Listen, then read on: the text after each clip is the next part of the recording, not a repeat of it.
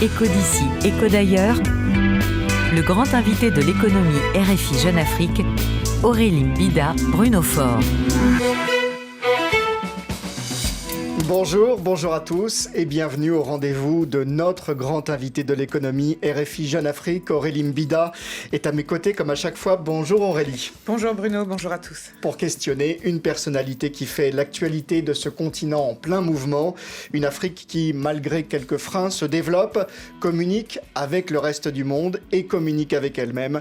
La communication, c'est le cœur de métier de notre invité ici dans le studio 51 de RFI. Bonjour Fabrice Sawénion.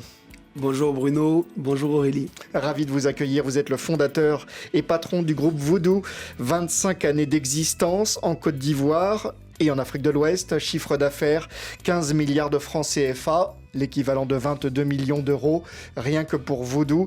Vous êtes à la tête de plusieurs autres sociétés, depuis quelques années d'une chaîne de télévision et l'auteur, très récemment, d'un ouvrage « Transcender la théorie du miroir » aux éditions La Bruyère. Bien d'autres activités, pas seulement économiques. Vous allez, Fabrice Sawénion, nous parler de votre vision de l'Afrique, de l'avenir de sa jeunesse en particulier. D'abord, avec Aurélie, un condensé de votre parcours très riche. Alors Fabrice Sawénion, vous êtes né en janvier 1972 à Abidjan, de parents originaires du Bénin. Vous êtes marié, vous avez 4 enfants, ça c'est pour l'état civil. Pour le reste, Fabrice Sawénion, en quelques années, vous vous êtes imposé parmi les figures africaines de la communication, de l'événementiel, de la publicité, des médias, des divertissements, du marketing, de la production. On s'arrête là. Voodoo Communication est présent dans 7 pays d'Afrique de l'Ouest et centrale. Live TV, Live Radio, Vibe Radio, Boulaye Beach Resort, FS Production, le Manjaro. Tout ça, c'est vous, Fabrice Sawénion. Alors, on n'a pas de chiffres pour chacune de ces sociétés, mais on le devine, au rythme de votre diversification, cela semble fonctionner. Oui, c'est un véritable empire fondé sur un travail acharné, sur beaucoup de détermination. Évidemment, je crois que vous avez d'abord été chef de produit pour Coca et pour Sprite, c'est vrai ? D'abord, oui, c'est moi, mais aussi avec beaucoup de collaborateurs passionnés, des jeunes et des moins jeunes qui sont depuis de nombreuses années à mes côtés et qui travaillent à fond pour effectivement apporter, je dirais, la lumière dans les différents métiers où nous sommes. Alors, en fait, j'ai commencé ma carrière chez Métallouage à l'Afrique d'abord. Je vendais de la tôle et de la peinture comme premier travail après ma formation à l'INSET de Yamoussoukro, qui est maintenant l'INPHB. Ensuite, je suis allé chez McCann, où effectivement donc, j'ai eu à gérer les comptes Coca-Cola et Sprite pour 21 pays de la sous-région donc, pendant 2 ans. Mais aussi, ce qu'on vous envie, Fabrice Sawénion, c'est le succès et la richesse de votre carnet d'adresses qui a été formé à mesure du succès des campagnes publicitaires et des campagnes électorales. Vous avez mené bon nombre de campagnes pour des politiques ouest-africains à la magistrature suprême et ça crée des liens. 17 campagnes en tout dans la région, donc en Afrique. Et c'est vrai que c'est toujours un honneur d'avoir servi des personnalités aussi importantes qui vous font confiance pour mener à bien donc, leur stratégie de campagne. Et c'est toujours avec plaisir et dévouement qu'on le fait. Omar et Ali Bongo, Gnassingbé Yadema, Ibrahim Boubacar Keïta, Alassane Ouattara en Côte d'Ivoire. 3 campagnes pour le président Ouattara. Certains vous surnomment le roi de la com. Ça vous convient ou ça vous énerve ?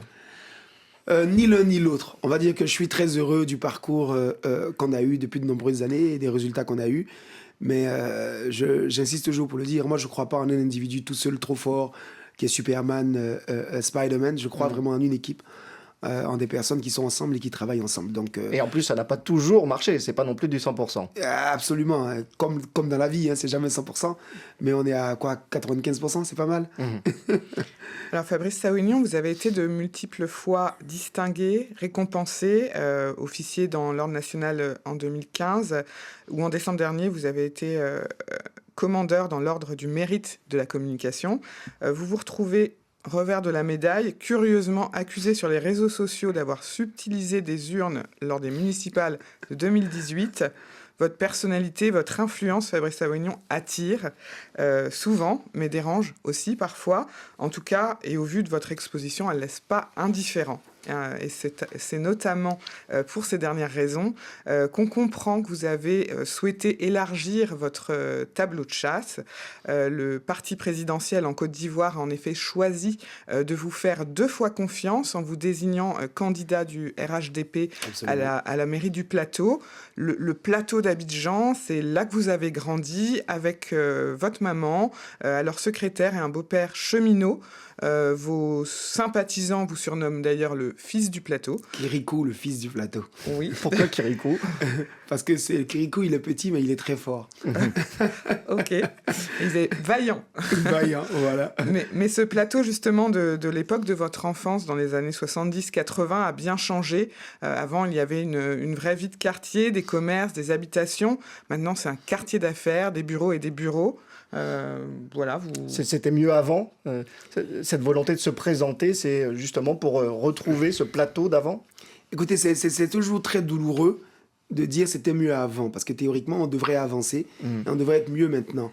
Mais c'est vrai que, je dirais, le plateau a quand même perdu beaucoup de sa superbe, de ce que le plateau a toujours été. Nous qui avons grandi, qui avons découvert un plateau culturel où il y avait des cinémas, où il y avait des musées, où il y avait des centres culturels, un plateau fondamentalement où il y avait une envie de vie la nuit et de vie le jour. Donc le jour avec des sièges d'entreprise. Aujourd'hui, c'est plus difficile parce que tout le monde a un peu peur des embouteillages, de l'espace qui est un peu restreint. Tous les produits vivriers de la ville d'Abidjan partaient du plateau le matin. À partir de 4h du matin, les femmes se regroupaient là pour faire partie, tous les ouvriers, à l'intérieur des autres quartiers. Le marché du plateau a disparu. Enfin, je pourrais vous en parler pendant 20 minutes et vous dire tout ce qui a disparu. Et on avait envie, effectivement, de redonner une nouvelle vie à cette commune-là, surtout de la projeter dans l'avenir. Comme vous savez, c'est le centre d'affaires. On avait envie que ce soit un centre de vie pour les familles, puis surtout un centre aussi d'affaires qui offre des avantages spécifiques à toutes les personnes qui sont donc les usagers, on va dire, de la ville. En tout cas, voilà, avec ces municipales, vous passez du statut d'artisan des victoires politiques d'autres personnalités en Afrique francophone à artisan de votre propre victoire, même si finalement vous échouez 2 fois en 2018 et en 2023. 2 échecs successifs, c'est décourageant. Vous avez envie de remonter sur le cheval. C'est Mandela qui disait « Je n'échoue jamais, ou je gagne, ou j'apprends ». Donc, disons ça comme ça. donc vous recommencez à la prochaine. On verra. Je me suis pas posé la question pour l'instant, mais mon ambition, en tout cas, de servir les populations du plateau avant tout, est toujours très forte, puisque je continue au niveau social, hein, puisque j'ai une ONG qui au quotidien les accompagne. Et mon ambition aussi de voir le plateau prendre une nouvelle trajectoire, donc une nouvelle tangente, est toujours aussi forte. Après, les municipales, c'est pas tout de suite, il y a d'autres échéances voilà, et après, on verra. Électorales d'ici là. On verra. Et ce qu'on retiendra donc finalement, et ce sur quoi vous communiquez, notamment dans votre livre, sont les clés de votre succès, des clés que vous semblez avoir livrées à vos enfants. Je crois savoir que vos fils aînés marchent dans vos pas. Vous en êtes convaincu, la jeunesse africaine doit se réapproprier le destin des communautés dans lesquelles elle vit. Absolument. Vous l'avez dit.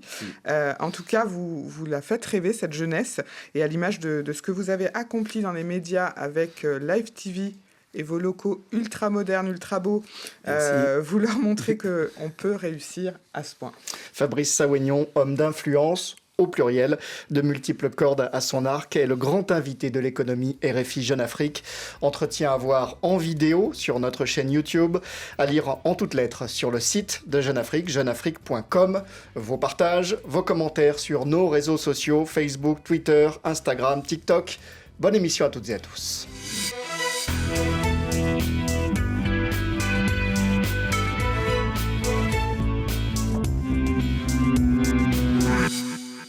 Fabrice Sawénion, à l'acteur économique ivoirien que vous êtes, on ne peut que poser cette première question. Qu'attendez-vous de la CAN 2024 de football en termes de retombées financières dans le secteur de l'audiovisuel que vous représentez? Bingo? Non, mais déjà, je veux dire, on attendait la coupe et on l'a eu. Donc bravo à notre équipe, bravo à notre fédération, bravo aux supporters ivoiriens qui ont porté l'équipe très fortement, avec des fois l'hymne national quand c'était très difficile.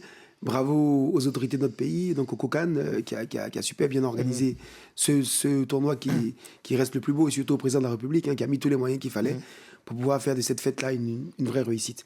Donc, les retombées. Nous, en tant que chaîne de télé directe, on n'a pas eu la chance, n'est-ce pas, de diffuser la compétition. Donc, on n'a pas de retombées directes du point de vue télévisuel, du point de vue du chiffre d'affaires ou ainsi de suite. Mais il est clair que l'économie, de façon globale, a bénéficié, je dirais, de cet événement-là, qui a été un événement majeur et qui a boosté, je dirais, l'ensemble des secteurs, donc que ce soit de la télé, du tourisme, de la restauration, même des infrastructures, hein, on aura l'occasion d'en parler. Donc oui, c'est une très belle initiative. Et Voodoo, en tout cas, a accompagné la campagne publicitaire de la Cannes au niveau du Cocan. Vous avez géré la communication du village de la Cannes, de la ville de Corogo. C'était une bonne affaire, une bonne expérience? Écoutez, nous sommes intervenus de 3 façons, hein, avec... pour la Cannes. La première, c'est que nous étions l'agence principale conseil donc, du Cocan sur la partie communication. Donc, on a déployé avec eux des campagnes. Et il y avait d'autres agences aussi qui étaient avec nous, mais on était l'agence principale. Voilà. Ensuite, on a travaillé, nous, pour le compte de la présidence de la privature sur la communication nation branding. Donc, on a fait un film qui s'appelle Côte d'Ivoire, venez voir. Et donc, on a diffusé un peu partout sur des chaînes internationales. On va voir d'ailleurs les images. Magnifique, voilà. Et puis, au niveau opérationnel pur, on a eu effectivement à gérer la fan zone de Corogo. Et toujours une très belle expérience avec notre agence événementielle Soda, que je tiens à féliciter d'ailleurs, hein, qui a fait un super travail. Et donc, on a été très heureux, n'est-ce pas, d'intervenir de ces 3 niveaux-là. Alors, vous avez évoqué le mot tourisme. Comment justement convertir cette image positive reflétée pendant la Cannes en termes d'accueil des touristes? Il y a les infrastructures, il y a aussi sans doute des choses à mettre en place globalement pour que la Côte d'Ivoire soit un pays de tourisme. Non, je pense déjà qu'il y a beaucoup de personnes qui entendaient parler de la Côte d'Ivoire, mais qui ne l'avaient jamais vue ou vécue. C'est vraiment ça. Et alors, beaucoup sont venus, et même ceux qui ne sont pas venus ont pu la voir, puisqu'ils ont vu que c'était un pays qui était totalement à la pointe, je dirais, du progrès, hein, donc qui est en train tous les jours de travailler pour s'améliorer. Et ceux qui sont venus, donc ceux qui l'ont vécu, ne veulent plus repartir ou ont envie de revenir très vite. Parce que ce qui caractérise la Côte d'Ivoire, c'est d'abord, vous l'avez vu, c'est la Canne de l'hospitalité, mais c'est d'abord le profil des Ivoiriens. Les Ivoiriens sont des personnes très heureuses, très positives, je dirais limite même fêtardes, qui ont envie tous les jours de célébrer la vie. Mais qu'est-ce qu'on peut changer là? Qu'est-ce qu'on peut améliorer dans ce pays pour que les touristes soient accompagnés en nombre et encore mieux? Donc au-delà donc, de la partie, je dirais, humaine, expérience donc humaine, on a eu la chance avec cette Canne de voir de nombreux hôtels s'ouvrir, donc nouveaux hôtels, hein, donc qui offrent effectivement plus de lits, plus de capacités.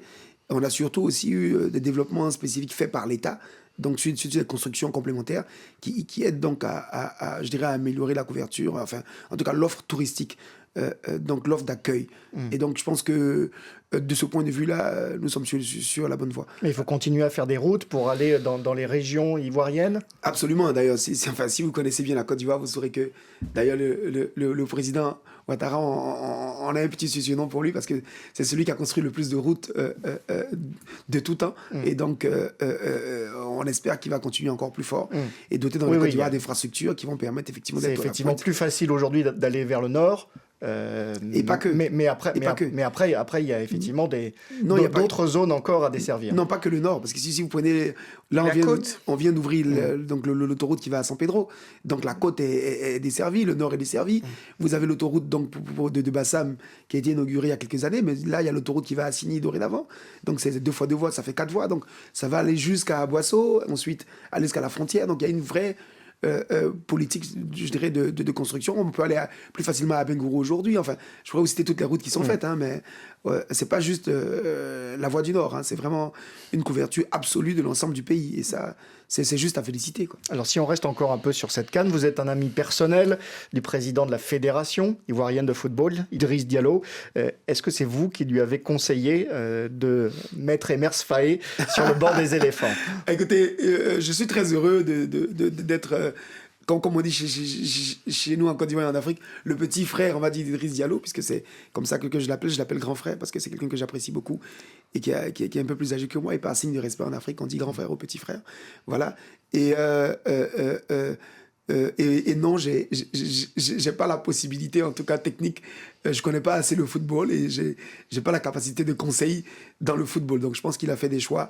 Et Dieu merci, c'est très bien fini. Je tiens donc à l'en féliciter. Parce que ça a été annoncé un peu dans la précipitation. Hein. On était dans un moment de crise. Hein. Précipitation, je sais pas. Ce qui est sûr, c'est qu'on a eu un moment de crise avec cette lourde défaite qui nous a fouetté tous. Hein, Contre la Guinée qui a équatoriale. fouetté notre orgueil. Et encore plus celui même des éléphants, puisqu'après, ils ont produit un football champagne, on peut dire ça comme ça, puisqu'on est en France, n'est-ce pas? Et donc, je veux vraiment féliciter l'ensemble de l'équipe. Il y a eu un moment de crise et il fallait prendre des décisions. Et ce qui fait un manager, c'est la capacité à décider vite. Et donc, cela a été fait. Et bravo à Emers Faye. En tout cas, vous l'avez soutenu jusqu'au bout et vous le soutenez encore, on l'entend là. Alors que beaucoup auraient rêvé d'avoir un Didier Drogba dans le même costume de président de la FIF. Il y a un truc, il y a quelque chose. Non, je suis sûr, ça, je vais vous dire 3 choses. Tout le monde aime Didier Drogba en Côte d'Ivoire. Et moi, le premier. Nous tous, on adore Didier Drogba. Il représente pour nous quelque chose de fabuleux. Aujourd'hui, tu vas partout dans le monde, tu dis « je suis ivoirien ». On te dit d'abord Drogba, parce que tout le monde connaît Drogba, et donc c'est vraiment l'emblème de notre pays. Et donc c'est quelque chose de très fort. En plus, ce qu'il a accompli en termes de parcours personnel, il a été vraiment très résilient pour le football, même malgré l'âge un peu tardif auquel il a explosé, il a fait des choses magnifiques. Donc pour nous, c'est non seulement l'emblème d'un pays, mais c'est aussi la capacité de l'individu, effectivement, à se transcender, n'est-ce pas? Ça vous rappelle quelque chose, et à avoir de vraies victoires. Donc oui, on adore Didier Drogba. Mais le vrai sujet, c'est pas est-ce qu'on aime ou est-ce qu'on n'aime pas. Le vrai sujet, c'est qu'il y a une élection à la FIF et que l'élection a ses règles et a ses codes et que chacun doit s'organiser pour y arriver. Idriss y est arrivé, bravo à lui. Moi, je suis pas dans le football, je dirais, opérationnel, hein, mais ce que je veux dire simplement, c'est qu'une fédération, ce qu'il faut, c'est du management. Et moi, je considère qu'Idriss a toujours été un bon manager de ce que je sais de son parcours. Et donc, j'espère qu'il va continuer et qu'il va réussir grandement dans le football. La troisième chose, c'est... Alors, je finis rapidement dessus. Moi, j'ai un vrai problème avec cette capacité à juger, à avoir une sorte, je dirais, d'opinion unique, littéralement terroriste, où si on n'est pas aligné avec l'ensemble, enfin, le point de vue de l'ensemble, alors on devient un problème. Et donc moi, je considère... Vous voulez être un non-aligné par défaut? C'est même pas une volonté de non-alignement, mais c'est une volonté juste d'exprimer ses propres convictions et ses propres idées dans la liberté. Et il faut qu'on respecte, sans s'insulter, sans s'invectiver, sans palabrer, sans se battre, les opinions de chacun. Et donc moi, je trouvais que le débat dans le football ivoirien est trop brutal. Il est trop passionné. On est sur des sujets qui sont des sujets plus... je dirais, d'efficacité opérationnelle, mais les sujets d'émotion. Vous savez que quand ça arrive à l'émotion, mais c'est très difficile. Et donc, ce que moi, je souhaite, c'est que l'émotion retombe des fois et qu'on analyse vraiment le rôle d'un président de la FIF, qu'on analyse vraiment l'impact de chacun.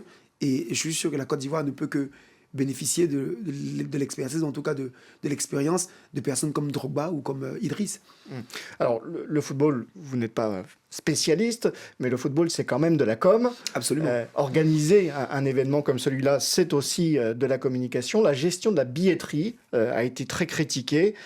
Beaucoup de spectateurs qui n'ont pas pu entrer dans les stades alors qu'ils avaient pourtant des billets.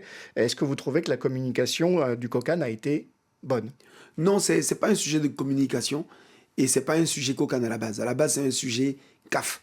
Puisque vous savez que la billetterie est vraiment entre les mains de la CAF. Donc, beaucoup de gens ont fait des confusions en accusant des fois le COCAN d'être responsable de cela. Mais non, le premier responsable, c'est la CAF. Et donc, il est important que la CAF tire une expérience positive de ce qui s'est passé en Côte d'Ivoire pour améliorer effectivement, je dirais, la mise à disposition et le printing des billets pour les éditions prochaines. Après, le COCAN, pendant l'événement, a eu un rôle à jouer quand même dans la communication autour de l'organisation de cette distribution des billets. Oui, mais le sujet, c'était pas la communication, le sujet, c'est la disponibilité des billets. En réalité, c'était ça. Les gens, quand on allait sur les plateformes qui ne dépendaient pas du COCAN, mais qui dépendaient de la CAF, les temps d'attente étaient trop longs, les billets n'étaient pas disponibles, et ainsi de suite. Donc la communication pour aller retrouver les billets était faite, parce que chacun savait aller trouver les billets, mais à la fin, ils n'étaient juste pas disponibles. Et c'est vraiment du fait de la CAF. Et ça, je tiens à le repréciser, parce que beaucoup de gens ont accusé effectivement le COCAN, ou l'État même des fois, d'être défaillant de ce point de vue-là, mais ce n'est pas une défaillance locale. Sur le business, justement, autour de la canne, il y a eu beaucoup de sponsors qui ont été mis en avant. Absolument. Il y a eu un énergéticien, une banque, une compagnie aérienne, un spécialiste de la logistique en Europe.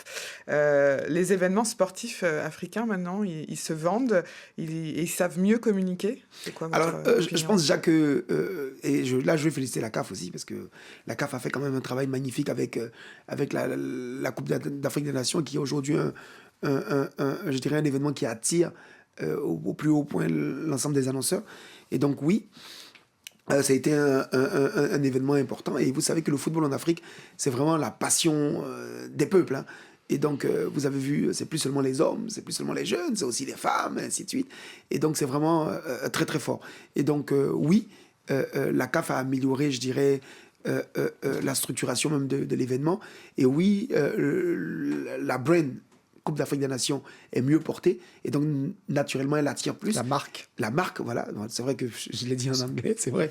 Et naturellement, les compagnies profitent donc de cet événement-là pour mieux communiquer et pour plus communiquer. Et donc, nous, d'ailleurs, on a accompagné quelques-uns de nos clients, hein, sur cet événement. Et nous en sommes très fiers. En tout cas, cette CAN aura apparemment soudé la nation ivoirienne pour un certain temps, cette nation qui a traversé des épreuves il y a moins de 15 ans. Écoutez ce que disait le président Alassane Ouattara au moment de féliciter les éléphants pour leur victoire. Je voudrais inviter tous nos compatriotes à continuer à consolider ces valeurs de paix, d'union et de discipline qui ont été observées pendant ces 4 semaines. Et pour finir, je voudrais, comme beaucoup l'ont fait, faire des prières pour chaque Ivoirien, pour chaque Ivoirienne, pour que ce qui nous a animés pendant ces 4 semaines continue de manière permanente. Et que la Côte d'Ivoire continue d'être en paix et en sécurité. Et que les Ivoiriens continuent de s'unir encore davantage. Qu'avant toute chose, nous sommes d'abord Ivoiriens. Vive la Côte d'Ivoire, vive les éléphants, vive mes enfants, bravo à vous. Merci. Préserver la paix entre les Ivoiriens, on pense évidemment aux échéances politiques qui approchent, la présidentielle l'an prochain. On va y revenir dans quelques minutes avec vous, Fabrice Saoignon. On verra quel rôle vous pourrez y jouer. Avant cela, Aurélie, quelques questions sur les business du patron de Voodoo. Oui, on le disait tout à l'heure, vous avez fondé le groupe Voodoo en 1999, une agence de publicité, de communication créée en Afrique, par des Africains, pour les Africains.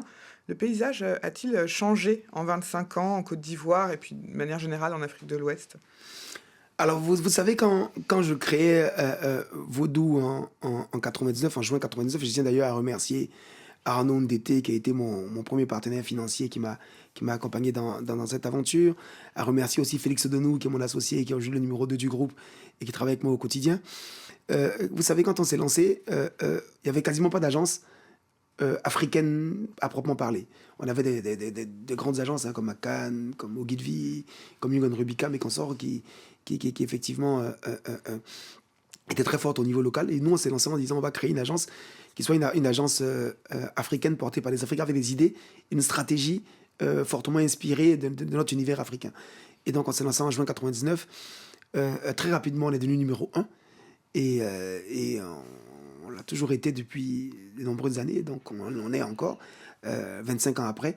Et je tiens donc à féliciter l'ensemble des collaborateurs de Voodoo. Vous savez, dans mon comité de direction, j'ai à peu près 17 directeurs, et la moyenne de présence est entre 18 et 19 ans. Donc c'est une vraie fierté d'avoir des personnes qui restent aussi longtemps dans le groupe et qui travaillent à son développement. Il y a de nouveaux acteurs aujourd'hui dans le secteur ? Oui, absolument. Vous savez déjà, alors ce qui a changé vraiment, c'est que aujourd'hui, les agences les plus importantes, en réalité, sont des agences portées par des Africains de façon générale. Vous savez, on a eu beaucoup de nos collaborateurs qui sont partis de chez nous des fois, qui ont créé leur agence et qui ont bien grandi aussi. Donc naturellement, le paysage aujourd'hui est très partagé entre marques internationales, donc grosses entreprises internationales, et puis entreprises donc locales. Et donc ça, c'est une de nos plus grandes fiertés, parce qu'au départ, personne n'y croyait. On a dit, la com, c'est trop compliqué, les jeunes Africains ne pourront pas y arriver, il faut appartenir à un groupe, il faut être aligné, ce qu'on appelle aligné, parce qu'il faut avoir des clients référés. Par exemple, quand tu es McCann, tu as Coca-Cola directement, qui est un client référé depuis New York. Donc, personne n'y croyait, mais nous, on a prouvé qu'avec le travail, avec la créativité, avec une vraie stratégie inspirée de nos codes, on peut y arriver. Ce qui a changé en 25 ans, c'est l'arrivée d'Internet. Ces Ah oui. succès que vous revendiquez, pour vous, ils sont dus à votre engagement dans cette course au digital? On dira avant pas d'autres, non, plus non, que d'autres. puisque nous on a transcendé bien avant le digital. Donc je veux dire, vraiment notre succès est venu, je pense, de trois choses essentielles. La première, c'est la forte créativité. Ça, nous, on s'est toujours dit qu'on va être une agence de rupture. De le nom Vaudou d'ailleurs. Hein. Quand on s'est appelé Vaudou au début, les gens ont dit ah ben vous êtes des sorciers, vous faites voilà. Mais donc on voulait un nom qui lui-même soit un nom qui vous interpelle tout de suite. Et donc la créativité, la stratégie, mais une vraie stratégie inspirée, je dirais, de notre univers, de nos codes. Et ça pour nous, c'est vraiment essentiel. Et après, la force de travail. Nous, on n'a pas d'heure. Et on avait une volonté, effectivement, d'être là pour le client. S'il fallait le faire en 3 jours, ce qui était faisable en 1 mois, on le faisait en 3 jours. Et je pense qu'on essaie de garder cet esprit-là. Et ensuite, donc, maintenant, il y a eu l'Internet. Et l'Internet, je peux vous dire, ça change les vies. Hein, parce que quand moi, j'ai commencé dans la pub, je peux vous dire qu'on n'avait même pas, il n'y avait pas Google, il n'y avait rien du tout. Il n'y avait pas tous ces logiciels qu'on voit aujourd'hui. Et quand je vois mes jeunes créatifs aujourd'hui, je leur ai dit, mais vous avez beaucoup de chance. Nous, à l'époque, on faisait des maquettes avec de la main. Donc, aujourd'hui, je dirais que le digital, en tout cas l'Internet, est un accélérateur et une grosse opportunité. Mais c'est pas, je dirais, l'élément clé de notre succès. Au contraire, l'Internet et le digital a tendance à rogner, on aura peut-être l'occasion d'en parler, des parts de marché, je dirais, aux agences historiques, aux agences classiques. En tout cas, vous venez nous donner quelques petites clés de réussite dans le secteur, en tout cas pour rester numéro 1. Mais est-ce que le succès vient aussi de la diversification? Qu'est-ce qui est le plus lucratif finalement? Gérer une campagne publicitaire d'une entreprise ou gérer une campagne électorale? Qui paye le mieux? J'adore. Alors, en fait, nous, notre premier élément d'évaluation, c'est vraiment pas l'argent. C'est-à-dire que c'est pas... On va pas aller chercher un client en fonction, effectivement, de la somme qu'il va mettre sur la table. Nous, ce qui nous intéresse... Ça compte un peu quand même. Non, mais nous, vraiment, ce qui nous intéresse, vous allez être étonnés, ce sont les challenges. Alors, nous, on aime relever les challenges. Et quand on relève les challenges, à la fin, on gagne de l'argent. En fait, il faut pas juste inverser l'ordre des choses. Il faut rechercher des challenges importants qui sont forts, auxquels personne ne croit. Et quand vous le réussissez, effectivement, naturellement, vous avez, je dirais, la prime qui va avec.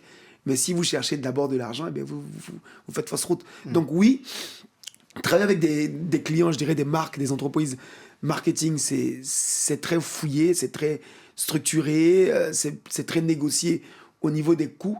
Et donc, naturellement, mais ça permet d'avoir une créativité aussi plus forte et puis d'avoir une exposure très forte qui nous permet effectivement de construire pour l'avenir. Et travailler pour les politiques, ça, c'est passionnant parce que c'est vraiment quelque chose je dirais, de très fort, de très, je dirais, ça vous prend les tripes, ça vous prend au ventre. Parce que Ils regardent moins la dépense que les groupes, que les entreprises. Faut pas croire, ça va dépendre. Hein. Ça va dépendre. Je peux vous dire que certains clients pour politiques sont tout aussi, sinon même plus difficiles, des fois au-dessus les finances, que les clients privés. Hein. La campagne Ouattara contre Gbagbo en 2010, ça a été votre tournant à vous? Je pense que c'est la campagne qui nous a fait définitivement connaître dans notre métier d'accompagnement en termes de marketing politique. Parce qu'on avait déjà fait 10 campagnes avant celle-là, mais pas grand monde le savait au niveau public. Hein. C'est vraiment que des initiés qui le savaient. On avait déjà fait du bongo, du yadema, du kirikou, ainsi de suite. Mais la campagne 2010, pour nous, a été la campagne révélatrice. Parce que d'abord, c'était un vrai challenge.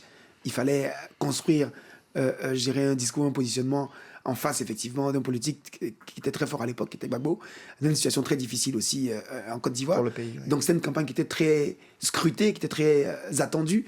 Et donc, Dieu merci, on a pu, avec donc, les équipes du candidat Ouattara d'alors, sortir une très belle campagne et puis surtout la mettre en œuvre. On va reparler politique, oui. Absolument. À côté de la communication, vous avez les deux pieds aussi dans les médias, avec Live TV, Live Radio, Vibe Radio au Sénégal. Être à la fois dans la pub, la communication et les médias, vous n'avez pas peur du mélange des genres ou des conflits d'intérêts, hein, Non, en vraiment fait, si vous regardez tous les grands groupes mondiaux, en France, aux États-Unis et tout, ils sont dans tous les métiers liés à la communication. Et c'est comme ça qu'on construit les groupes.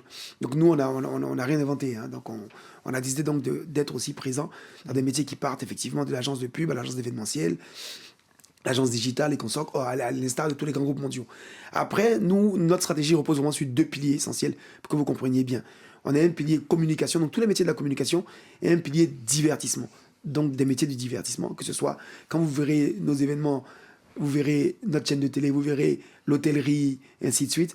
Vous avez parlé du Mondiaro, vous avez parlé peut-être du Lifestar et consorts. Donc on est vraiment présent dans les métiers de la communication et les métiers du divertissement, qui sont des métiers complémentaires au final, puisque quand on fait des événements, on les fait dans des plateformes, des plateformes événementielles comme le BBR. Quand on fait des événements, on a besoin effectivement d'avoir une couverture médias télévisuels, radiodiffusés, magazines comme ceux qu'on a, Tycoon, Life et consorts. Donc on est vraiment plus en cohérence globale qu'en mélange de genres. Okay. Ouais. Alors, Live TV arrive dans un marché audiovisuel qui est déjà assez encombré. Quel est votre business plan? Comment est-ce que vous vous démarquez dans ce secteur-là? Alors, la première chose, et c'est bien de me donner l'occasion d'en parler, c'est que, vous savez, les Français regardent en majorité la télé française. On est d'accord. Les Japonais regardent en majorité la télé japonaise. Les Chinois regardent en majorité la télé chinoise. Pareil pour les Américains. Il n'y a qu'en Afrique qu'en majorité, des fois, on regarde des télés étrangères. Et c'est ça le vrai sujet d'abord. Le sujet numéro 1 pour l'Africain, c'est de se dire à quel moment est-ce que j'intègre ma propre culture, mon propre univers dans ce que je vis au quotidien.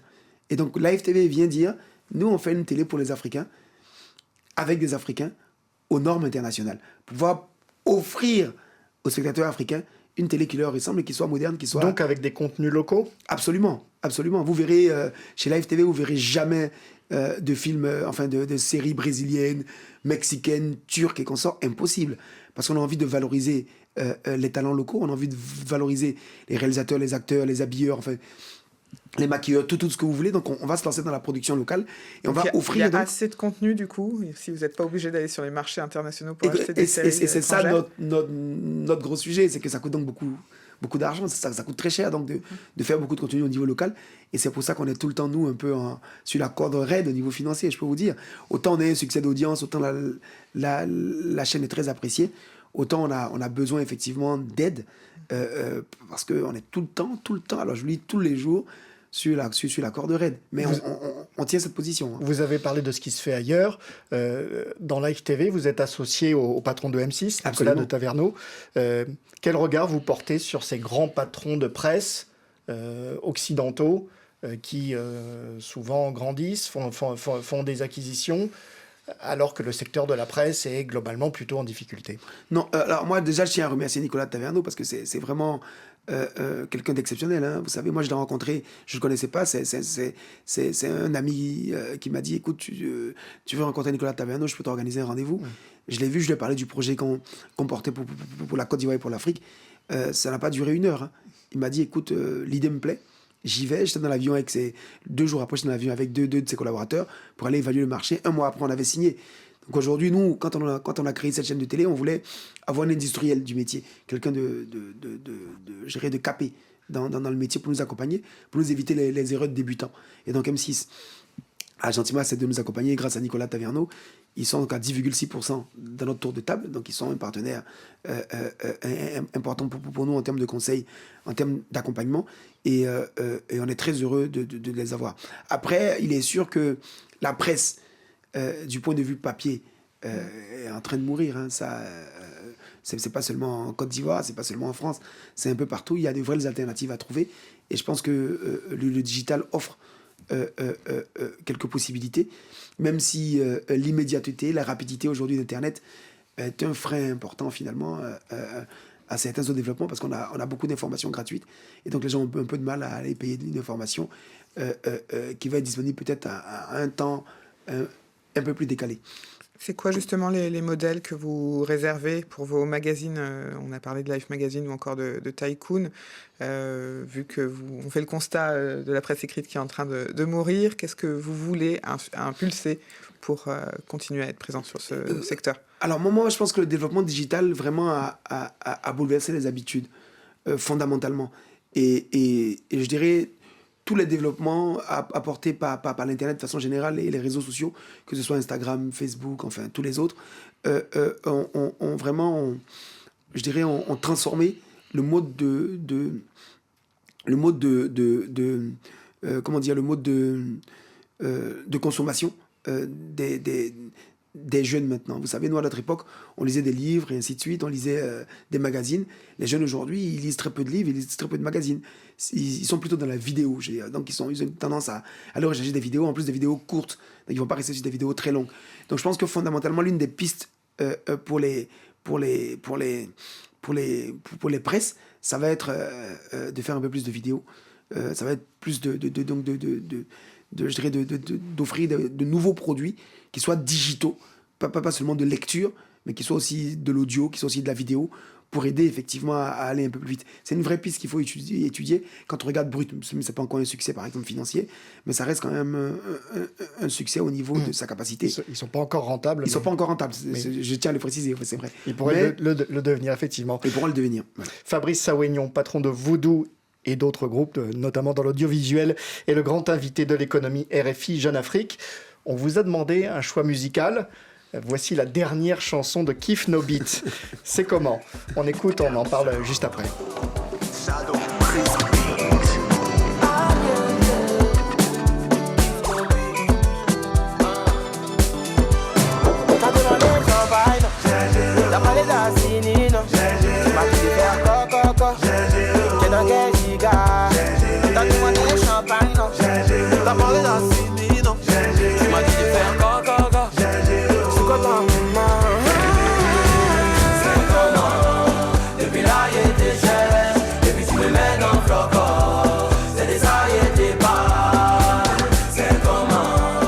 C'est comment? Kif No Beat.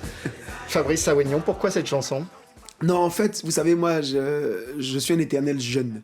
Voilà, donc j'adore cette culture urbaine locale qu'on a, qui est un mélange, je dirais, de populaire et d'international. Vous savez, Kif No Beat, pour moi, c'est vraiment un groupe. Moi, vous avez compris que j'aime bien les équipes, j'aime bien les personnes qui se mettent ensemble pour faire des choses. C'est un groupe, c'est un état d'esprit. Kif No Beat, c'est de la créativité, c'est du populaire. Kif No Beat, c'est ce qu'est la Côte d'Ivoire au niveau, je dirais, social, en termes de langage, en termes d'attitude, mais c'est aussi, je dirais, une sonorité qui peut s'exporter parce qu'elle parle à tous. Et donc, c'est pour moi la Côte d'Ivoire qui s'ouvre au monde. Et je tiens vraiment à féliciter mon fils Didibi et l'ensemble des jeunes qui composent ce groupe et qui font des choses magnifiques. Didibi qui s'est séparé de Kif No Beat. Oui, mais enfin, vous savez que dans la vie, c'est ce qui est beau d'ailleurs, hein, c'est qu'on peut faire des choses tout seul. Et malgré le gros succès qu'il a, il vient d'ailleurs de faire ça le comble, je pense à... comment s'appelle la salle mythique à l'Olympia, voilà, à Paris. Mais malgré ça, il s'est remis avec son groupe pour ressortir encore de nouveaux tubes. Et ça, c'est vraiment à féliciter. Fabrice Saoignon, vous avez donc publié, il y a quelques mois, cet ouvrage, Transcender la théorie du miroir, aux éditions La Bruyère, un ouvrage de développement personnel pour la jeunesse, avec une préface écrite par un autre de vos amis. Bonjour Didier Acquetté. Bonjour Bruno Faure, bonjour Fabrice Saoignon. Didier, comment vas-tu? Didier Acquetté, les auditeurs de RFI et les lecteurs de Jeune Afrique vous connaissent bien. Vous êtes le fondateur d'Afrique Search, cabinet de recrutement et de gestion des ressources humaines spécialisé sur l'Afrique. Est-ce que, selon vous, les grandes entreprises, comme celle de Fabrice Saoignon, ont changé leur approche dans le recrutement des jeunes Africains? Est-ce que les talents sont mieux repérés qu'auparavant? Alors effectivement, ça fait une quinzaine d'années que les entreprises de manière générale africaines, parce que les multinationales avaient pris quand même cette dynamique depuis plus d'une vingtaine d'années, et on retrouve de plus en plus d'entreprises africaines, de grosses PME africaines qui comprennent l'intérêt d'avoir des Africains dans leurs équipes, pour plusieurs raisons. D'abord parce qu'ils connaissent bien l'environnement, ils sont bien sûr talentueux et ils sont là pour rester. Maintenant, il est vrai que selon les filières, On peut avoir un peu de mal à trouver des compétences avec l'expérience qu'il faut selon les secteurs. Je prends par exemple le secteur de manière générale des grosses infrastructures où il faut des ingénieurs ou des secteurs très spécialisés dans les technologies de l'information ou l'intelligence artificielle ou parfois même dans les secteurs comme celui de Fabrice où il faut des créatifs qui ont entre guillemets roulé un peu leur bosse. Donc de manière générale, les entreprises africaines font de plus en plus appel à l'expertise africaine, avec donc, selon les secteurs, un peu de difficultés à en trouver. Comment, Didier Akoueté, l'Afrique doit-elle s'y prendre pour mieux profiter de son réservoir humain ? Comment détecter plus vite les talents ? Alors, il y a beaucoup de recettes, hein, mais vu qu'on n'a pas beaucoup de temps, moi je dirais il faut 2 piliers. Il y a le pilier de la formation, donc l'éducation, et le pilier de la création d'emplois, notamment par les PME. Le pilier de l'éducation est relativement simple, c'est qu'il faut améliorer très rapidement la qualité de nos systèmes éducatifs, de nos écoles, de nos centres de formation, et s'assurer que ces centres de formation, les écoles, les universités sont vraiment positionnés au standard international. Parce que celui qui est bien formé trouve toujours un emploi ou alors crée son emploi. Et le problème que nous avons, c'est que le système éducatif s'est délité, s'est énormément dégradé sous la pression démographique et aussi le fait que les États, ces dernières années, n'ont pas déployé assez de ressources par rapport justement au nombre d'Africains qui arrivaient dans le système éducatif. Et donc, le système a beaucoup perdu en qualité. Le deuxième pilier, c'est la création d'emplois. Vous savez, on estime qu'il faut créer entre 15 et 20 millions d'emplois chaque année pour les jeunes diplômés africains, mais on en crée à peine entre 3 et 5 millions. Or, justement, la question de la création d'emplois doit reposer sur les petites et moyennes entreprises qui représentent 90 à 95% du secteur privé de nos pays. Aujourd'hui, malheureusement, ces PME ne sont pas assez soutenues pour grandir plus vite, pour offrir des débouchés qu'il faut à ces jeunes talents qui arrivent sur le marché. Et donc, aujourd'hui, la priorité doit être donnée aux petites et moyennes entreprises, aussi bien dans les processus d'organisation, dans les capacités à accéder à des financements, dans les marchés publics qu'il faut leur octroyer. Donc, si on arrive, à mon avis, à jouer sur ces 2 piliers, on pourrait faciliter d'abord l'émergence des talents et deuxièmement, l'identification de ces talents qui resteraient sur le continent ou alors pourraient faire des mouvements hors du continent et retour sur le continent, mais à condition qu'il y ait des opportunités d'emploi. On va faire réagir Fabrice Sawénion sur ces points. Didier Akoueté, vous n'êtes malheureusement pas avec nous en studio, vous êtes en déplacement à Accra, au Ghana. Quelques mots pour finir sur notre invité, un touche-à-tout, afro-optimiste, peut-être trop selon vous ? Oh, je crois qu'on n'est jamais trop afro-optimiste parce qu'il faut garder l'espoir pour ce continent qui a autant de potentiel, un futur aussi radieux en fait. Donc, il faut être afro-optimiste, en même temps afro-réaliste. Et Fabrice a cette particularité. D'abord, c'est un serial entrepreneur, donc qui touche à tout et qui réussit plutôt tout ce qui touche, excepté peut-être la politique pour l'instant, mais vous savez, la politique peut prendre des années, hein. On a vu les carrières politiques des uns des autres. Donc, c'est un génie de l'entrepreneuriat qui réussit ce qu'il fait. Deuxièmement, c'est un génie de la communication, donc qui sait embarquer les jeunes Africains dans des trajectoires de réussite, dans des trajectoires d'espoir. Et donc ça aussi, c'est une force remarquable. Et puis surtout, qui réussit dans de nombreux domaines. Et ça aussi, c'est une force extraordinaire, avec une résilience qu'on voit très peu souvent. Donc je pense que avec toutes ces qualités qu'il a, c'est bien qu'il conserve cet afro-optimisme et qu'il continue d'inspirer les jeunes Africains qui aussi ont envie de réussir dans des environnements compliqués, difficiles, mais il faut être résilient. Et donc, je crois qu'il redonne de l'espoir aux entrepreneurs sur le continent et aussi l'envie de rester sur le continent et de faire des choses. Parce que bien souvent, vous savez, quand on voit que les Africains rêvent, les jeunes rêvent de partir, c'est un peu dommage. Il faut donner envie de rester et de faire des choses en Afrique parce que l'avenir du monde est en Afrique. Et donc, Fabrice incarne, à mon avis, cet espoir et cet afro-optimisme. Il faut qu'il le garde. Merci Didier Akoueté. Merci beaucoup, Didier. Merci Bruno Faure, à très bientôt. On vous retrouve chaque mois dans 8 milliards de voisins sur RFI avec Emmanuel Bastide pour parler d'entrepreneuriat notamment. Merci d'être passé dans le studio d'à côté, celui d'Éco d'ici, Éco d'ailleurs et du grand invité de l'économie. Fabrice Sawénion, on n'est jamais trop optimiste pour l'Afrique? Jamais. Il faut, je pense que fondamentalement, ce qui change la vie, vraiment, c'est l'optimisme. Hein. Vous savez, moi, je suis un autosuggestif aigu. C'est-à-dire que je considère que c'est ce qu'on pense très fortement, sa posture mentale qui va définir ce que vous êtes demain. Donc, si vous êtes pessimiste, vous n'allez pas réussir grand-chose. Il a dit aussi afro-réaliste. Il faut être afro-réaliste. Oui, mais la barre du réalisme, elle est trop compliquée à trouver. Alors que celle de l'optimisme, elle est plus simple. Et donc, je préfère être effectivement un afro-optimiste absolu, aigu. Et effectivement, peut-être à un moment donné, le réalisme me rattrapera tout seul. Mais je préfère garder cette tendance-là, qui est une tendance effectivement de positivité absolue. Pour moi, c'est essentiel. C'est ce qui définit les hommes, c'est ce qui définit votre lendemain. Fabrice Sawénion, revenons sur ce qu'a dit Didier Akoueté, réformer le système éducatif, promouvoir la création d'emplois, c'est ça la clé. Comment motiver la jeunesse africaine à se former, à entreprendre? Écoutez, moi, je pense que Didier a tout juste. Hein. Je tiens d'ailleurs à le remercier pour sa belle intervention et surtout aussi pour le petit texte sympathique qu'il a écrit dans mon livre. Vous savez, en Afrique, il y a 3 choses qui sont essentielles pour la jeunesse. Didier en a parlé déjà. Il a dit la première chose, c'est la formation. Il faut qu'on s'assure qu'on ait des jeunes qui soient formés, qui soient capables demain d'accéder à des emplois, d'accéder à des fonctions, de prendre leurs responsabilités. La deuxième chose pour moi qui est essentielle, c'est qu'il y ait un environnement, un cadre de vie et des conditions de vie qui leur donnent envie de rester chez eux. Il ne faut pas qu'ils aient le sentiment qu'en allant en France, aux États-Unis, en Allemagne ou je ne sais pas ailleurs, ils vont avoir une meilleure vie. Alors que chez nous, fondamentalement, il est possible de bien vivre. Donc il est important que le cadre de vie, donc les infrastructures, tout ce qui leur est offert, puisse leur permettre, donne envie de rester. La troisième chose pour moi, et c'est plus personnel, et c'est pour ça que j'ai écrit ce livre, c'est la confiance. Il faut que les jeunes Africains aient confiance en eux.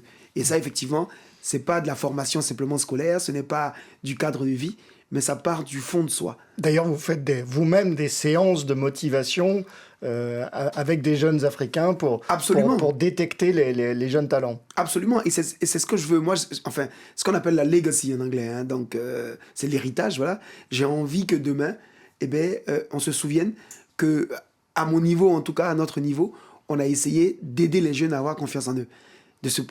L'idée, c'est pour ça que j'écris ce livre, d'ailleurs, La théorie du miroir, qui est un livre d'abord qui parle de confiance en soi. Comment est-ce qu'on se connaît? Comment est-ce qu'on se connaît mieux? Comment est-ce qu'on prend de la confiance? Et comment est-ce qu'on peut réussir sa vie, donc on peut transcender? Et ça, pour moi, donc je le rajoute aux différents points de Didier, qui est un point de formation, effectivement, et d'accès à l'emploi, un point de cadre et de conditions de vie, mais surtout aussi un point de confiance. Vous essayez d'encourager des jeunes champions de tennis, je crois. Oui, alors c'est vrai. Je vois pourquoi plutôt le tennis? Vous êtes comment fait pour l'ouvrir après aux autres secteurs que le Non, vous êtes très bien renseigné. C'est un peu petit le tennis. Non, vous savez, il y a beaucoup de gens qui s'occupent du football, certains s'occupent du karaté, d'autres s'occupent de l'handball, du handball plutôt. Et donc il est important pour nous aussi de dire d'intervenir dans un sport qu'on aime bien. Et effectivement, moi, la Fondation Vaudou donc, a créé un programme donc, de formation de jeunes champions, mais qui viennent des quartiers défavorisés. Donc on va chercher des jeunes dans des écoles de quartiers défavorisés, on les met au tennis, donc on les accompagne, on les équipe, et puis donc on est à la 6e génération maintenant. Je peux vous dire qu'on a déjà de beaux champions, hein. Il y a déjà des jeunes de 15-16 ans qui me battent, moi. Je peux vous dire que je suis pas trop mal, donc on a déjà de beaux champions, on espère demain. Ça vous fait mal de ne pas avoir un champion de tennis en Afrique? On va y arriver. On a eu des champions pas par le passé. D'ailleurs, celui qui porte ce programme pour nous s'appelle Ngoran Clément. Il a été classé en France 17e. Il a été champion d'Afrique, champion de Côte d'Ivoire. Et donc, il a même participé à certains tournois, de gros tournois internationaux. Et c'est lui qui est aujourd'hui coach aux États-Unis, mais qui, avec son école à Abidjan, aide à la formation de ces jeunes-là. Donc, ce qu'on veut, nous, c'est créer des jeunes champions demain. On veut aller à Wimbledon, on veut aller à Roland Garros. À Yannick Noah, mais qui resterait dans son pays. Et pourquoi le tennis? Vous savez, le tennis, pour moi, c'est le sport qui forge les hommes. Les sports d'équipe, on peut encore se cacher des fois derrière son coéquipier. On peut tricher un peu, on peut ne pas courir. Le tennis, il vous met face à vous-même. Il vous demande de la puissance, il vous demande du doigté, donc du toucher. Il vous demande de la psychologie. De la psychologie, être fort, savoir résister dans des moments difficiles. Il vous demande du physique, il vous demande des changements de direction, de l'accélération. Enfin, pour moi, le tennis, c'est le sport le plus complet. Hein, et c'est vraiment le sport, moi qui me fait vibrer, hein, vraiment. Pour passer un peu à autre chose, mais rester dans la jeunesse, lors d'un meet-up en 2022, vous avez affirmé être à la recherche de talents et non de stagiaires au sein de votre groupe. Alors, cette déclaration a été mal interprétée à l'époque à Abidjan, et elle a été reprise d'ailleurs par vos détracteurs lors des dernières élections municipales. Vous vouliez dire quoi ? Alors, c'est gentil de me redonner l'occasion donc de réexpliquer ça, parce que pour moi c'était assez clair, mais apparemment ça n'a pas été très bien compris. Vous savez, ce que je dis aux jeunes, c'est que quand vous recherchez un emploi, vous n'êtes pas seul à rechercher un emploi. Vous êtes 1 million à rechercher un emploi. Donc il est important de se faire remarquer. Il est important de se différencier. Vous savez, les employeurs, les recruteurs reçoivent 1000 courriers par semaine des fois, 2000 courriers, 5000 courriers par mois. Qu'est-ce qui fait qu'ils vont sur un courrier plutôt qu'un autre? Qu'est-ce qui fait qu'ils regardent plus un CV plutôt qu'un autre? Vous savez, la formation, c'est la chose la plus partagée. La preuve, quand vous avez une licence en droit, vous êtes 10 000 à l'avoir, hein, une licence en droit. Mais qu'est-ce qui fera la différence demain? C'est qui vous êtes. C'est les valeurs que vous portez. Et donc, ce que je dis aux jeunes, c'est que quand vous faites un courrier qui vous différencie. Écrivez un CV qui raconte une histoire, qui donne envie d'aller jusqu'au bout, de vous appeler, de vous recevoir et de vous embaucher. Si vous faites comme les 10 000 qui font des courriers classiques, qu'on va photocopier sur Internet, j'ai l'honneur de solliciter de votre haute bienveillance l'obtention d'un stage, vous serez un dans la masse. Et donc, naturellement, vous ne serez pas recruté. Donc, soyez talentueux. Commencez à démontrer votre talent dans votre courrier, dans votre CV. Et c'est ça mon message. Faites des CV, faites des courriers qui vous décalent du nombre et qui vous rend spécifique. Et c'est ça mon sujet. Ben après, ça a été mal interprété. Je comprends que certaines personnes aient voulu naturellement manipuler. Mais c'est pas grave, hein, c'est la vie. Vous savez, même Jésus, vous savez, moi je suis chrétien, Jésus, il a été crucifié. Hein, donc, il a été incompris, vraiment? Il a été incompris. Il a été crucifié, vous imaginez? Et donc, qui sommes-nous, nous, pour être compris par tous en tout temps? Voilà. Le motivateur, Fabrice Saoignon, est le grand invité de l'économie RFI Jeune Afrique. C'est l'heure de parler politique. On va revenir sur les dernières municipales. Hey! Mesdames et messieurs, sortez, sortez! Venez, venez, venez, venez! Il arrive, le Kirikou! Fabrice Saoignon! Extrait de l'un de vos derniers clips de campagne, vous avez été candidat en 2023 pour la mairie du Plateau à Abidjan, battu comme en 2018, malgré un dispositif important avec le soutien du RHDP. Qu'est-ce qui n'a pas fonctionné, en quelques mots? Je pense que l'élection au Plateau en 2023 était un simulacre d'élection. Vous savez, des bureaux de vote se sont ouverts à 16h. Vous savez, le Plateau, c'est la plus petite commune de Côte d'Ivoire. Hein. 10 000 habitants, c'est ça? À peu près. Ça veut dire que c'est à peu près 8 000 habitants, mais avec une liste électorale qui comporte à peu près 100 000 personnes. Mais bon, parce qu'il est autorisé aux personnes qui ont des intérêts économiques ou qui travaillent au Plateau de s'inscrire sur la liste. Mais il y a quand même il y a à peine 8 000 habitants au Plateau, dont en réalité 6 000 votants, quoi, à peu près. Et vous imaginez que la plus petite commune du Plateau ouvre, je dirais, ses bureaux de vote à 16h, à midi, à 14h, alors que le vote, théoriquement, est censé se tenir entre 8h et 17h. Donc il y a eu vraiment une volonté manifeste, je dirais, de déstructurer le process pour pouvoir tricher, organiser les choses différemment. Et c'est ce qui a été fait. Donc nous, on considère que c'est un simulacre d'élection. On ne va pas se battre plus que ça parce que c'est la vie, quoi. On continue, on tire la leçon de ça et on avance.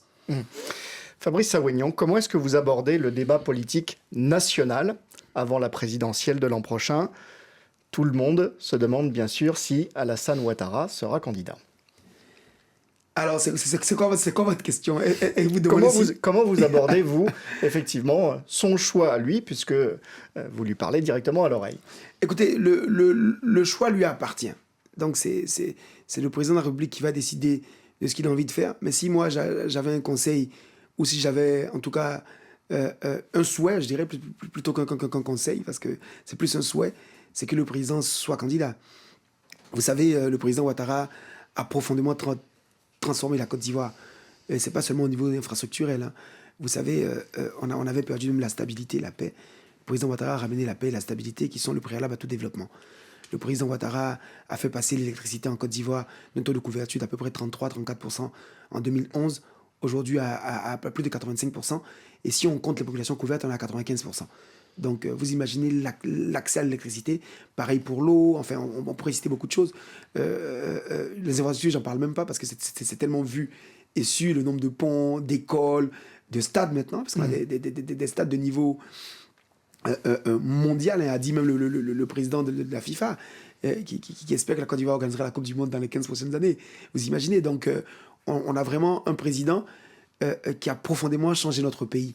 Et donc, qui, en Afrique, ne voudrait pas qu'un président de ce type-là continue, surtout quand on voit tous les ralentissements environnants, on a envie de garder cette dynamique-là, cette stabilité et ce développement-là. Donc oui, moi, mon souhait, en tout cas profond, ce serait que le président Ouattara soit là.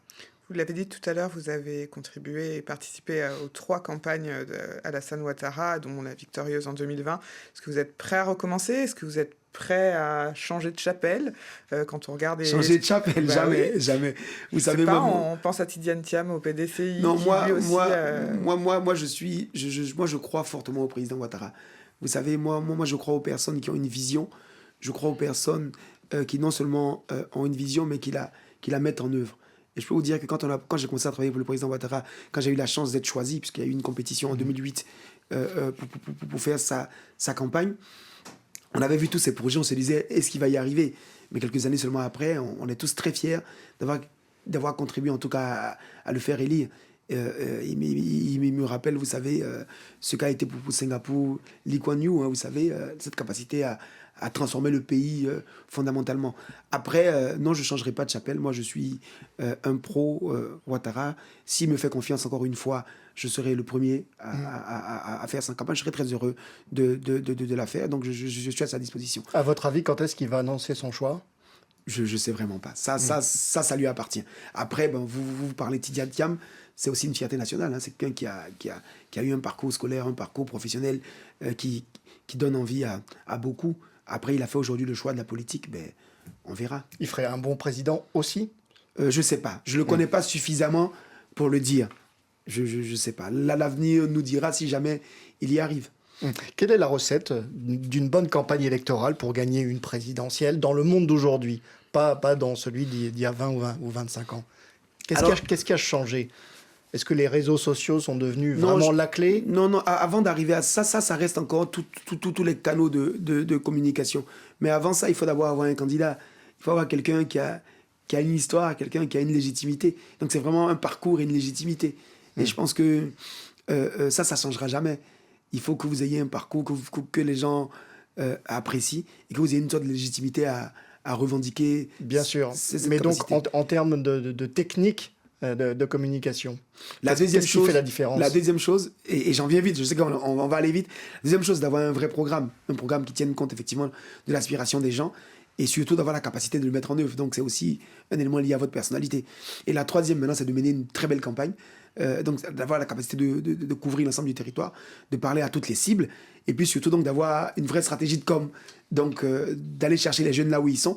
Donc ça peut être effectivement sur les réseaux sociaux, d'aller chercher les femmes, d'aller chercher les plus âgés, ainsi de suite. Donc c'est la capacité effectivement à avoir un vrai plan média, à avoir une capacité à faire le tour du pays, à aller rencontrer les populations, une qualité de contact, et ainsi de suite. Donc c'est vraiment beaucoup de choses, une prise de parole clair, efficace, enfin il y a plein de choses. Donc oui, la communication a évolué grâce aux réseaux sociaux, mais je dirais la base reste là même. La base, c'est vraiment le bon candidat, le bon programme, la légitimité, la cohérence de tout, ainsi de suite. Si on reste dans l'actualité, il y a les pays de l'Alliance des États du Sahel qui ont quitté L'AES. l'AES, la CEDEAO. Qu'est-ce que vous en pensez en tant que pays voisin quel regard vous portez, notamment sur leur discours qui a réussi à atteindre une population notamment jeune c'est quoi votre avis? Alors, l'AES n'a pas encore totalement quitté la CEDEAO. On m'a dit qu'ils ont manifesté. Ils sont en train. Et voilà, ils ont manifesté le désir, en tout Et cas. la porte reste ouverte, a dit la La CEDEAO. porte reste ouverte. Et ce que je souhaite, moi, plus que tout, c'est que des accords, des négociations soient menées, des accords soient trouvés pour que ces trois pays importants pour la CEDEAO restent dans la CEDEAO. Moi, je vous ai dit, au niveau professionnel, j'aime l'équipe. Et donc, au niveau régional, c'est important aussi qu'on ait des ensembles qui soient cohérents et qui soient plus forts parce qu'il y a plus de population, il y a plus de possibilités, il y a une richesse qui est partagée. Et donc, leur départ sera défavorable à la CEDEAO et leur départ sera défavorable à eux aussi. Donc, il est important qu'on trouve les moyens de les remettre ensemble. Après, j'ai pas envie de trop me prononcer sur la partie discours politique et ainsi de suite parce que ça peut partir vraiment d'un sentiment vrai, mais qui après, de toute façon, est totalement manipulé, ainsi de suite.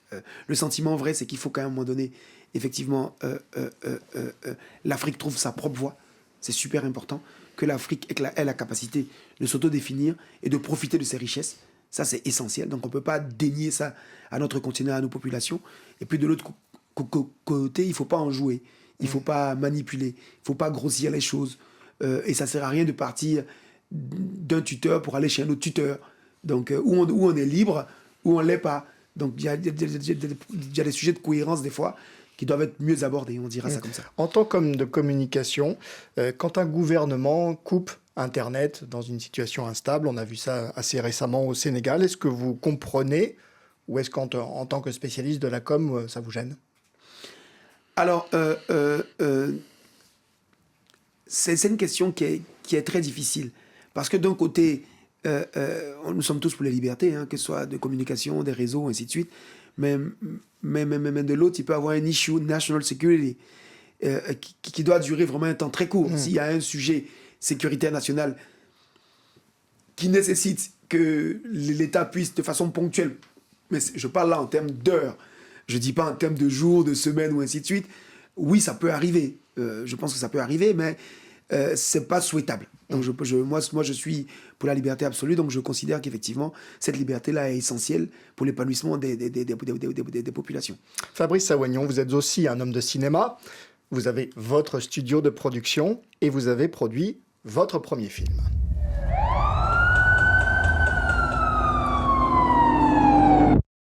Lieutenant, je vous jure qu'il l'a tué. Ok, jeune homme.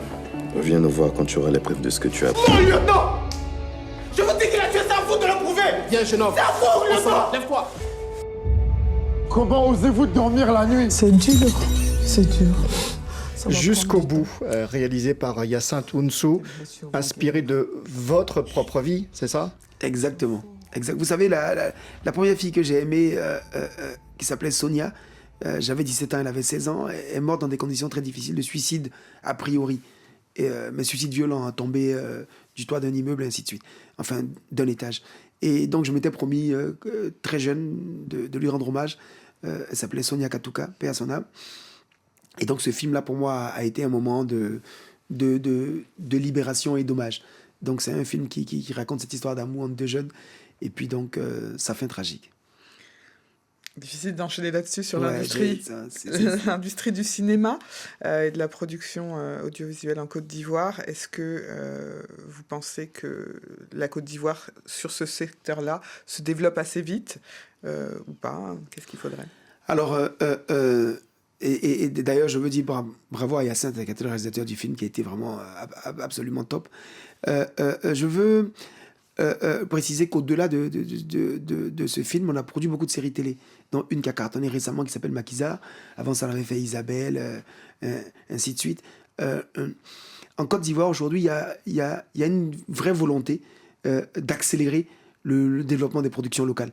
Et je tiens à remercier d'ailleurs Françoise Le Guenou, qui est la nouvelle ministre de la Culture, enfin une nouvelle, ça fait 2 ans qu'elle est ministre maintenant, et elle met beaucoup d'énergie effectivement à favoriser la production locale. Donc oui, il y a cette volonté-là. Maintenant, il faut plus de moyens, il faut plus d'implication, et donc je pense qu'on est sur la bonne voie. À propos de série, vous avez été vous-même acteur. Absolument.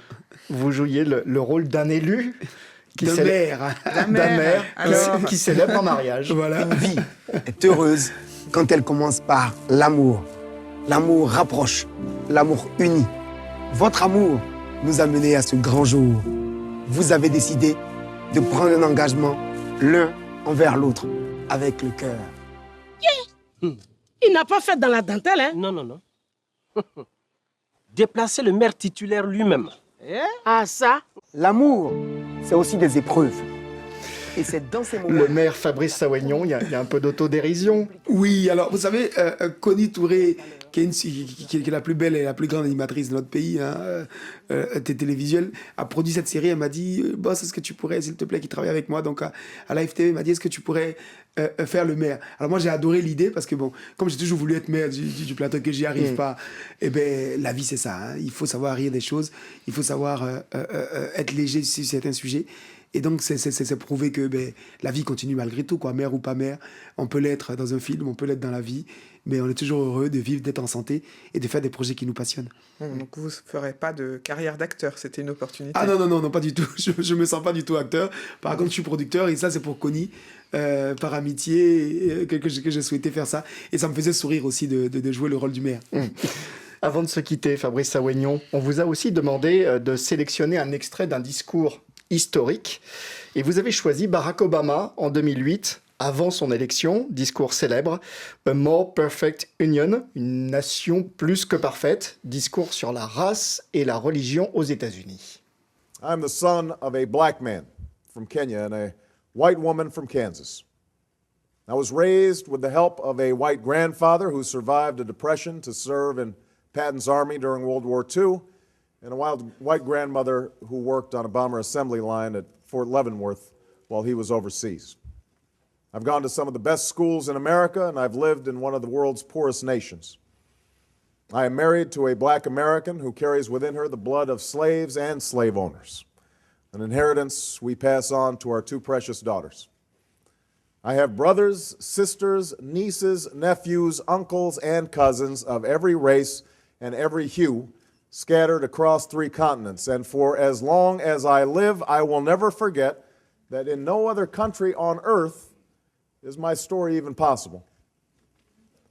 It's a story that hasn't made me the most conventional of candidates, but it is a story that has seared into my genetic makeup the idea that this nation is more than the sum of its parts, that out of many, we are truly one. Barack Obama à Philadelphie en 2008 pour ce discours avant sa première élection. La nation, au-delà des races et des classes sociales, c'est ce qu'il dit dans son discours. Comment voyez-vous l'évolution des États-Unis, la première puissance mondiale, avec le retour possible de Donald Trump? Alors déjà, j'aimerais dire un petit mot sur ce discours de Barack Obama. Il y a vraiment 3 choses, moi, qui m'ont passionné dans ce discours. C'est d'abord qu'on ait quelqu'un qui s'appelle Barack Obama, donc un nom improbable aux États-Unis. Quelqu'un qui soit pas seulement noir américain, mais qui soit kenyan d'origine. Et quelqu'un qui a envie de dire « je veux être le président des États-Unis ». Et donc, vous imaginez dans son environnement direct, les gens lui disent « mais il est fou ce petit ». Avec son nom Barack, et en plus il s'appelle Barack Hussein Obama. Je crois que c'est Hussein, je crois. Ouais. C'est ça. Barack Hussein Obama, c'est impossible. Et donc, quelqu'un a commencé à penser grand tout seul dans son petit coin. La deuxième chose, c'est qu'il décrit dans ce discours vraiment ce qu'est le monde d'aujourd'hui. C'est un monde de métissage, un monde de rencontres et un monde d'excellence. Et donc, il le décrit tellement fortement. Et à la fin, il le dit, il dit, ça ne fait pas de moi le meilleur candidat, mais ça me donne la légitimité, j'en parlais tout à l'heure, pour comprendre l'ensemble de notre société et pour aller de l'avant. Et ce discours, pour moi, est un discours magnifique. D'ailleurs, ça n'a pas raté. Il était président des États-Unis. Il avait plutôt été même un bon président des États-Unis. Et aujourd'hui, je suis très inquiet justement de la direction que prend ce pays avec Trump. Parce que Trump, d'un côté, moi, en tant qu'entrepreneur, ça a toujours été quelqu'un qui nous a passionnés en tant qu'entrepreneur, de voir tout ce qu'il a fait, sa capacité à se réinventer toujours, que ce soit à la télévision, que ce soit ainsi de suite. Et puis, il a dit, je vais en politique. Et en politique, aujourd'hui, il porte des idées, excusez-moi le terme, mais qui ne sont pas nobles pour moi, qui ne sont pas des idées d'unité, qui ne sont pas des idées de rassemblement, qui sont des idées de division, des idées des fois extrémistes. Et donc, moi, je peux pas valider ces options-là. Et donc, je suis assez déçu que ce profil de candidat ait la faveur des sondages aussi aux États-Unis. Il y a beaucoup d'Africains qui espèrent le retour de Donald Trump. Pourquoi ? Il y a beaucoup d'Africains qui disent quand Donald Trump était au pouvoir, ça allait mieux pour le monde. Ah, c'est vrai ? Oui. Ah non, je suis pas sûr. Moi, en fait, en réalité, le sujet du monde, c'est vraiment le sujet des hommes forts, justement. Des hommes trop forts. Et c'est pour ça qu'il est important que des hommes trop forts soient, je dirais,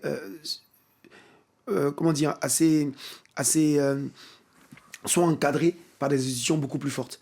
Vous savez, aujourd'hui en Chine, on a un président quasi intemporel, à vie. Aujourd'hui en Russie, on sait ce que ça donne. On peut aller en Turquie, enfin ainsi de suite. Et quand vous voyez effectivement la propension de ces pays-là au conflit, à aller dans l'extrême, ça pose des questions. Et donc Donald Trump, moi je ne me souviens pas du monde qui était meilleur sans lui. C'est vrai qu'il n'y avait pas peut-être la guerre, je dirais, d'Ukraine, mais la guerre d'Ukraine, elle n'est pas le fait du président actuel. C'est plus historique entre l'Ukraine et la Russie. On pourrait en reparler. Et donc, naturellement, moi, je ne suis pas pour ces profils de personnes-là. Demain, vous verrez la Chine envahir Taïwan, et puis ça va faire une nouvelle guerre où il ne va rien se passer. Et donc, on n'a pas besoin de ça. Le monde n'a pas besoin de ces conflits, n'a pas besoin de cette capacité à aller chercher d'autres territoires, et ainsi de suite. Ce qu'on veut dans la vie, c'est finalement vivre heureux. Alors, la Chine est heureuse, là. Ils sont la deuxième économie mondiale, ils ont un taux de croissance important. À quoi sert d'aller chercher encore Taïwan ? À quoi sert à la Russie d'aller récupérer des territoires en Ukraine en disant oui, c'est parce que... Non, il faut que le monde redevienne ce qu'il a toujours été, c'est-à-dire un monde où les gens se parlent, où les gens se comprennent et où il n'y a pas de guerre. Merci de terminer sur cette touche positive. On a fini sur un sujet assez lourd. Merci Fabrice Awenion. Merci beaucoup. C'est moi, je vous remercie de m'avoir reçu chez vous. Et voilà, je souhaite plein succès à votre émission et surtout plein succès à la jeunesse africaine. Merci d'avoir été notre grand invité de l'économie RFI Jeune Afrique. Merci d'avoir dévoilé votre vision de l'avenir de votre pays et du continent tout entier.